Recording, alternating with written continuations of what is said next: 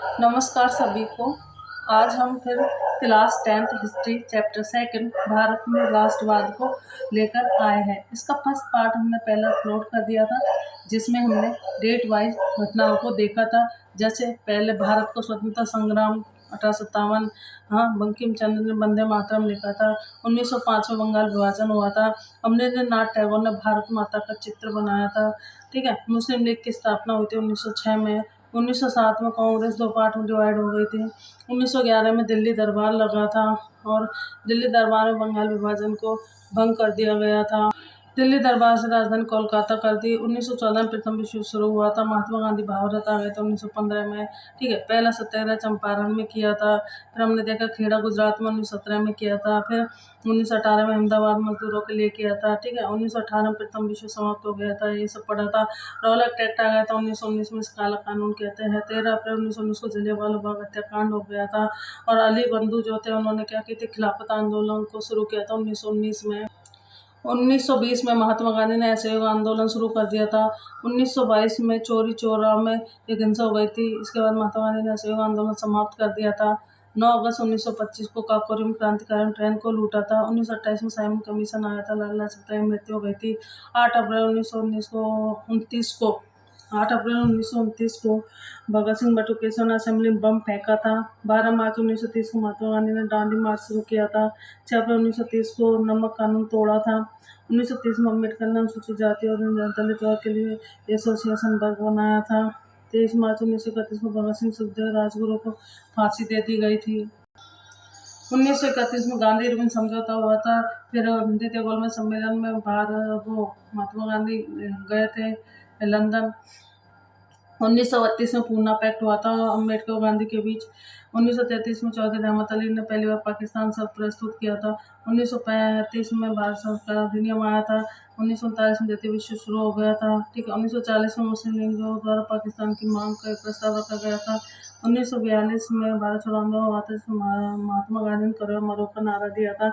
1945 में अमेरिका ने जापान पर परमाणु बम गिरा दिए थे। 1946 में कैबिनेट मिशन संविधान सभा का प्रस्ताव लेकर भारत आया था। तो यहाँ तक हमने जो है फर्स्ट पार्ट में पढ़ लिया था। आज हम सेकंड पार्ट है, तो इसमें हम राष्ट्रवाद का अर्थ पढ़ेंगे। हमने राष्ट्रवाद का अर्थ पहले भी देखा था कि अपने देश से प्यार करना या प्रेम करना। ठीक है। तो इसमें यही है कि अपने राष्ट्र के प्रति प्रेम की भावना, एकता की भावना, एक समान चेतना राष्ट्रवाद कहलाती है। अब जो ये लोग जो होते हैं समान ऐतिहासिक, राजनीतिक तथा सांस्कृतिक विरासत साझा करते हैं। कई बार लोग विभिन्न भाषा समूह हो सकते हैं जैसे भारत, लेकिन राष्ट्र के प्रति प्रेम उन्हें सूत्र में बांधे रखता है।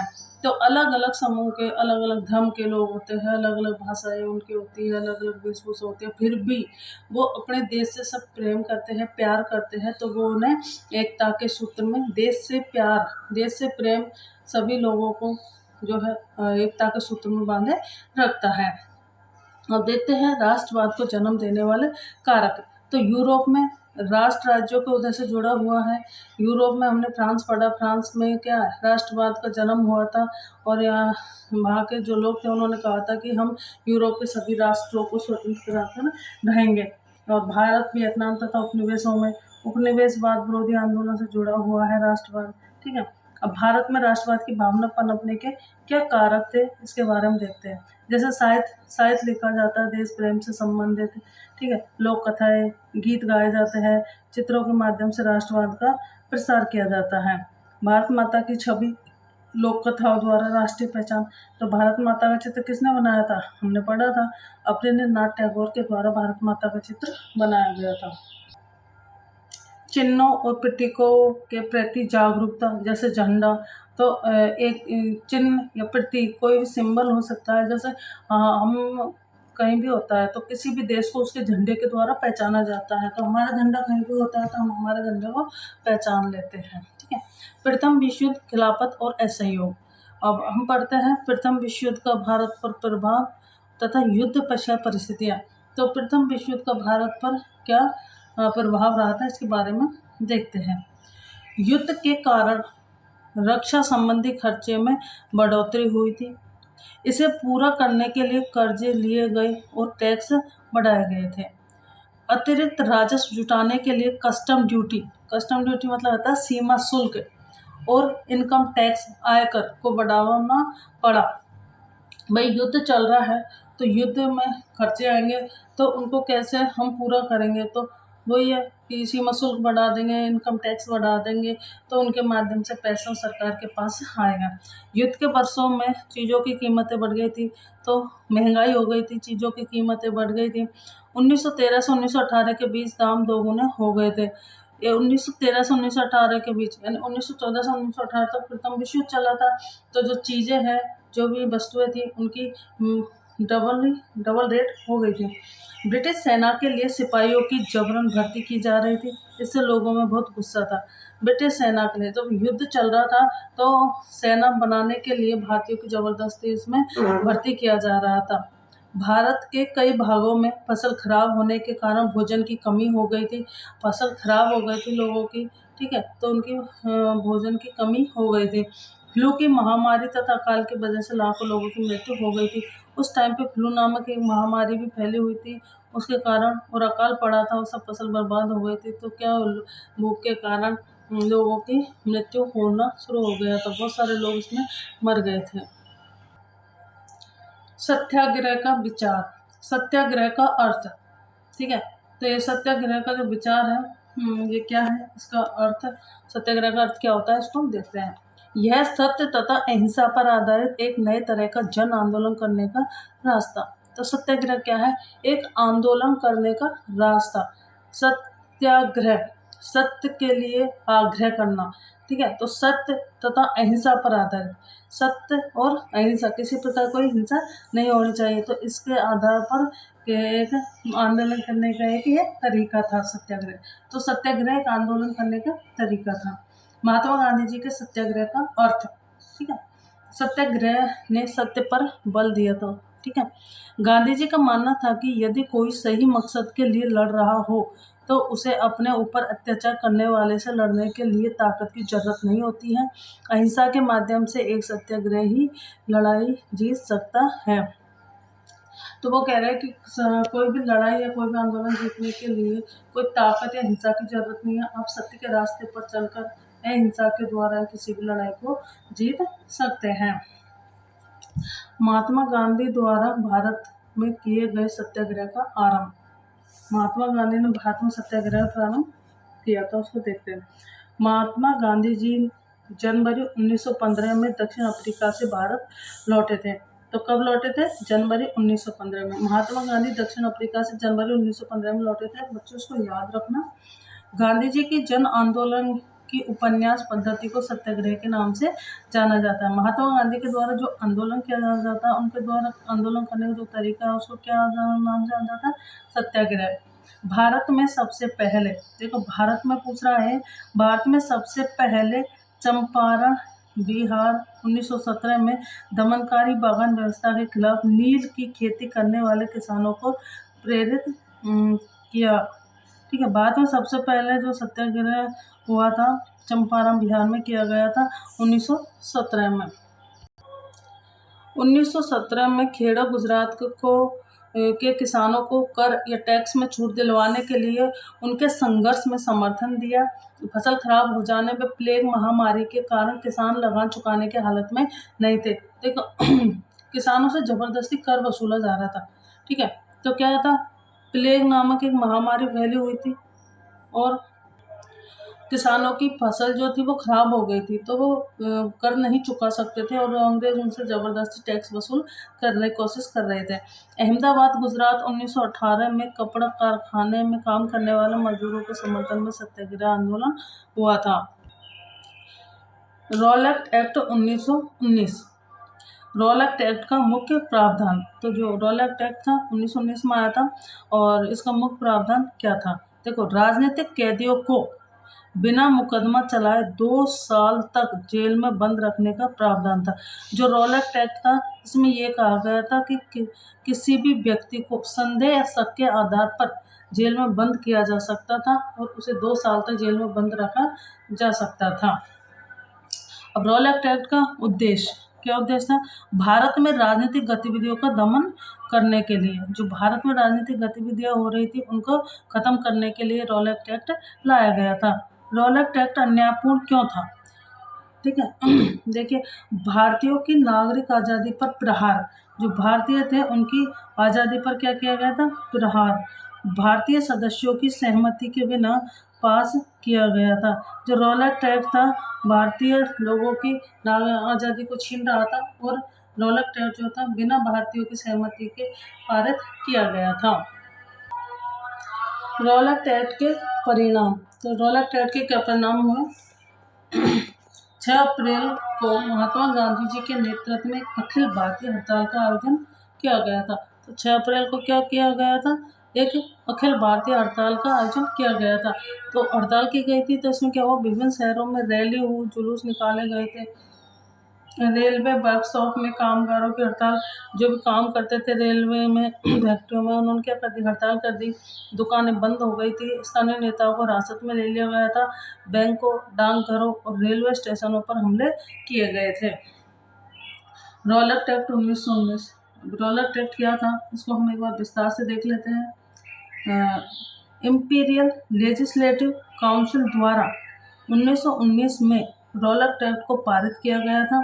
भारतीय सदस्यों ने इसका समर्थन नहीं किया था, लेकिन फिर भी यह पारित हो गया था। रॉलेट एक्ट का समर्थन भारतीयों ने नहीं किया था, फिर भी रॉलेट एक्ट को पारित कर दिया गया था। तो ये बिना भारतीयों की अनुमति के पारित किया गया एक्ट था। इस एक्ट ने सरकार को राजनीतिक गतिविधियों को कुचलने के लिए असीम शक्ति प्रदान की थी। जो भी भारत में राजनीतिक गतिविधियां हो रही थी, तो उनको समाप्त करने के लिए इस एक्ट के द्वारा सरकार ने को बहुत सारी शक्तियां मिल गई थी। इसके तहत बिना ट्रायल के ही राजनीतिक कैदियों को 2 साल तक बंदी बनाया जा सकता था। तो जब व्यक्ति को संदेह शक के आधार पर गिरफ्तार कर लिया जाता था, तो उसे 2 साल तक जेल में रखा जा सकता था। 6 अप्रैल 1919 को रॉलेट एक्ट के विरोध में गांधी जी ने राष्ट्रव्यापी आंदोलन की शुरुआत की थी। 6 अप्रैल 1919 को, ठीक है, आंदोलन की शुरुआत की थी रॉलेट एक्ट के विरोध में। हड़ताल के आह्वान को भारी समर्थन प्राप्त हुआ था। जो हड़ताल की गई थी उनको क्या किया? बहुत सारा समर्थन मिला था। इसे महात्मा गांधी ने, रॉलेट एक्ट को महात्मा गांधी ने काला कानून कहा था। ठीक है, इसे बिना अपील, बिना दलील, बिना वकील वाला कानून भी कहा जाता है। अलग अलग शहरों में लोग इसके समर्थन में निकल पड़े। दुकानें बंद हो गई और रेलवे कारखानों में मजदूरों ने हड़ताल शुरू कर दी थी। अंग्रेजी हुकूमत ने राष्ट्रवादियों पर कठोर कदम उठाने का निर्णय लिया। कई स्थानीय नेताओं को बंदी बना लिया गया। महात्मा गांधी जी को दिल्ली में प्रवेश करने से रोका गया था। ठीक है, तो जलियांवाला बाग हत्याकांड की घटना देख लेते हैं। ठीक है, 10 अप्रैल 1919 को अमृतसर में पुलिस ने प्रदर्शनकारियों पर गोली चलाई। ठीक है, इसके कारण लोगों ने जगह जगह पर सरकारी संस्थानों पर आक्रमण किया। अमृतसर में मार्शल लॉ लागू हो गया। जो अमृतसर था वहाँ पर क्या था? सेना का शासन लग गया था, मार्शल लॉ लागू हो गया था। इसकी कमान जनरल डायर के हाथों में सौंप दी गई थी। जलियांवाला बाग का दुखद नरसंहार जो था वो 13 अप्रैल को उस दिन हुआ जब पंजाब में बैसाखी मनाई जा रही थी। तो जलियांवाला बाग जो हत्याकांड 13 अप्रैल 1919 को बैसाखी के दिन हुआ था। ग्रामीणों का एक जत्था जलियांवाला बाग में लगे मेले में शामिल होने आया था। तो गांव के जो लोग थे, गांव का एक जत्था मानी होता है समूह, ग्रुप। ठीक है, तो गांव का एक समूह जो था वो जलियांवाला बाग में जो मेला लगा हुआ था वहाँ आया था। यह बाग चारों तरफ से बंद था और निकलने के रास्ते संकीर्ण थे, यानी बहुत छोटे छोटे सकरे रास्ते थे और चारों तरफ से ये ऊंची ऊंची दीवारों से घिरा हुआ था। जनरल डायर ने निकलने के रास्ते बंद करवा दिए और भीड़ पर गोली चलवा दी थी। जो जनरल डायर था उसने निकलने के सारे रास्ते बंद करवा दिए, और जो मेला लगा हुआ था तो बहुत सारी भीड़ थी, तो उस पर क्या की उसने गोलियां चलवा दी थी। इस दुर्घटना में सैकड़ों लोग मारे गए। सरकार का रवैया बड़ा ही क्रूर था। इससे चारों तरफ हिंसा फैल गई। महात्मा गांधी जी ने आंदोलन को वापस ले लिया क्योंकि वे हिंसा नहीं चाहते थे। जलियांवाला बाग हत्याकांड का प्रभाव। भारत के बहुत सारे शहरों में लोग सड़कों पर उतर आए थे। जलियांवाला बाग हत्याकांड हो गया था, तो इसका क्या प्रभाव रहा था? देखो, बहुत सारे लोग जो थे वो सड़कों पर आ गए थे उतर के, हड़तालें होने लगी थी, लोग पुलिस मोर्चा लेने लगे और सरकारी इमारतों पर हमला करने लगे थे। हड़तालें होने लग गई थी, जगह जगह लोग घरों से बाहर आ गए थे और सरकारी इमारतों पर हमला करना शुरू कर दिया था। सरकार ने निर्ममतापूर्ण रवैया अपनाया तथा लोगों को अपमानित तथा आतंकित किया था। लोगों को बहुत अपमानित किया, लोगों को डराया धमकाया जाना शुरू कर दिया था। सत्याग्रहियों को जमीन पर नाक रगड़ने के लिए, जो सत्याग्रही थे उनको क्या किया, जमीन पर नाक रगड़ने के लिए सड़क पर घिसकर चलने और सारे साहिबों अंग्रेजों को सलाम करने के लिए मजबूर किया गया था। जो सत्याग्रही थे उनसे कहा गया था जमीन पर नाक रगड़ो और घिसकर चलो, और जो अंग्रेज थे उनको आप सलाम करो। लोगों को कोड़े मारे गए तथा गुजरांवाला पंजाब के गांवों पर बम बरसाए गए थे। जो लोग थे उनको कोड़े हंटरों से मारा गया था। हिंसा फैलते देख महात्मा गांधी जी ने रॉलेट सत्याग्रह वापस ले लिया था। जब हिंसा फैलना शुरू हो गई थी, महात्मा गांधी क्या थे, अहिंसा के पुजारी थे, तो हिंसा शुरू होने लग गई तो उन्होंने क्या किया, रॉलेट सत्याग्रह शुरू किया था, उसको वापस ले लिया था। आंदोलन के विस्तार की आवश्यकता। जो सत्याग्रह आंदोलन था तो उसके विस्तार की आवश्यकता। रॉलेट सत्याग्रह मुख्यतः शहरों तक ही सीमित था। जो रॉलेट सत्याग्रह हुआ था वो क्या था, अधिकतर शहरों तक ही सीमित था। महात्मा गांधी जी को लगा कि भारत में आंदोलन का विस्तार होना चाहिए। उनका मानना था कि ऐसा तभी हो सकता है जब हिंदू और मुसलमान एक मंच पर आ जाए। तो जो रॉलेट सत्याग्रह था वो क्या था, वो शहरों तक ही सीमित था। तो महात्मा गांधी जी को लगा था कि जो हिंदू मुस्लिम एक मंच पर आ जाए तो उसका और विस्तार किया जा सकता है। धन्यवाद दोस्तों, ये चैप्टर बड़ा है तो इसका नेक्स्ट पार्ट बाद में अपलोड करेंगे। और आपको अच्छा लगा हो तो लाइक करना, शेयर करना, कमेंट करना, सब्सक्राइब जरूर करना और अपने दोस्तों को, फ्रेंडों को जो भी है तो उनको शेयर करना। नमस्कार।